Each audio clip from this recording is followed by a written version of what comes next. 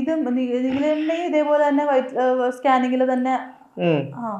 പക്ഷെ അന്ന് പിന്നെ ഡോക്ടേഴ്സ് പറഞ്ഞ് ഒരു നട്ടലിനെങ്ങാണ്ട് ഒരു ഇഞ്ചക്ഷൻ എടുത്തു കഴിഞ്ഞാൽ ഇവ ചിലപ്പം ഉയരം വെക്കാൻ ചാൻസ് ഉണ്ട്. അത് ഞങ്ങളുടെ അത് ഇപ്പം ആവുന്ന എല്ലാവർക്കും നേരത്തെ പറയും.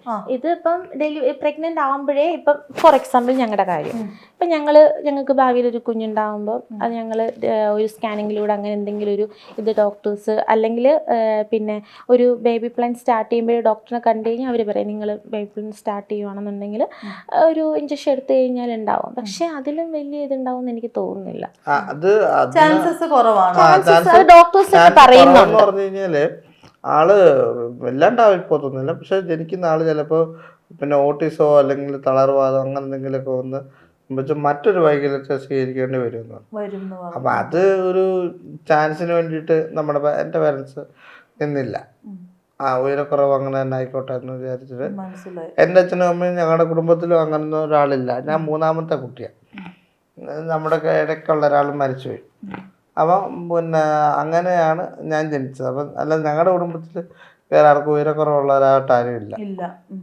എല്ലാവരും പൊക്കോ മണ്ണുള്ള ആളുകളാണ്. അതെ, ശരിക്കും. അപ്പം ഇപ്പം നേരത്തെ പറഞ്ഞത് നിങ്ങൾ ഇനി ഭാവിയിൽ ഒരു കുഞ്ഞ് അങ്ങനെ എങ്ങനെയാണ്? നിങ്ങൾ 2 മതി എന്നാണോ ഒരു കുഞ്ഞ് വേണം എന്നാണോ? എന്താണ് ആഗ്രഹം? ഇപ്പോഴത്തെ ആഗ്രഹം? ഇപ്പോഴത്തെ അങ്ങനെയൊന്നും ഇല്ല. ഫസ്റ്റ് മാരേജ് ചെയ്യുക, എന്നിട്ട് ലൈഫ് നന്നായിട്ടൊന്ന് സ്റ്റേബിൾ ആക്കുക, അതിനുശേഷം മാത്രം.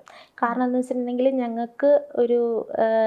ഞങ്ങൾക്ക് എക്സ്ട്രാ കെയർ വേണ്ട ഒരു ടൈം. ഞങ്ങൾ നോർമൽ പേഴ്സണെ വെച്ച് കമ്പയർ ചെയ്യുകയാണെന്നുണ്ടെങ്കിൽ ഞങ്ങൾക്ക് ഒരു പ്രഗ്നൻസി പീരീഡ്സ് സ്റ്റാർട്ട് ചെയ്യുന്ന ടൈം തൊട്ട് കുറച്ചും കൂടി എക്സ്ട്രാ കെയറും ചിലപ്പം ഒരു 3rd month തൊട്ടേ ഹോസ്പിറ്റലിൽ അഡ്മിറ്റ് ആവേണ്ടി വരും, സാഹചര്യം ഒക്കെ വരും. കാരണം എന്ന് വെച്ചാൽ നോർമൽ പേഴ്സണെ പോലെ ഞങ്ങൾക്ക് ക്യാരി ചെയ്ത് നടക്കാനൊന്നും പറ്റത്തില്ലല്ലോ.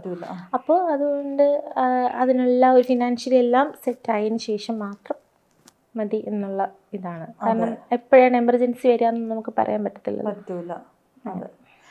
ശരിക്കും ഇങ്ങനെ എന്താ പറയാ, ഇപ്പോൾ എല്ലാവരും തിരിച്ചറിയുമ്പോഴും എല്ലാവരും നിങ്ങളെ സ്നേഹിക്കുമ്പോഴും ഒക്കെ എന്താ പറയുന്നത്, ഈ ഒരു ഡിസബിലിറ്റിയെ ശരിക്കും ഒരു എബിലിറ്റി ആയിട്ടാണ് ഇപ്പൊ കാണുന്നത്? അല്ല, എനിക്ക് ഒരിക്കലും ഒരു തവണ പോലും എനിക്ക് തോന്നിയിട്ടില്ല ഞാൻ ഇങ്ങനെ ജനിക്കണ്ടായിരുന്നല്ലോ, എനിക്ക് കുറച്ചൊരു ഹൈറ്റ് വേണമല്ലോ എന്ന്. ചില കാര്യങ്ങളിൽ നമ്മളെ അവോയ്ഡ് ചെയ്യുമ്പോഴത്തേക്കും ഞാൻ ഇങ്ങനെ ആയതുകൊണ്ടാണല്ലോ എന്നൊരു മൈൻഡ് വന്നിട്ടുണ്ട്. അങ്ങനെ ചിന്തിച്ചിട്ടുണ്ട്. എന്ന് വെച്ചിട്ട് ഞാനിങ്ങനെ ജനിക്കണ്ടായിരുന്നു, എനിക്കിത് വേണ്ടായിരുന്നു എന്ന് ഞാൻ ഇതുവരെ എനിക്ക് ദൈവം തന്ന ഈ ഒരു ഇതിൽ ഞാൻ പ്രൗഡാണ്.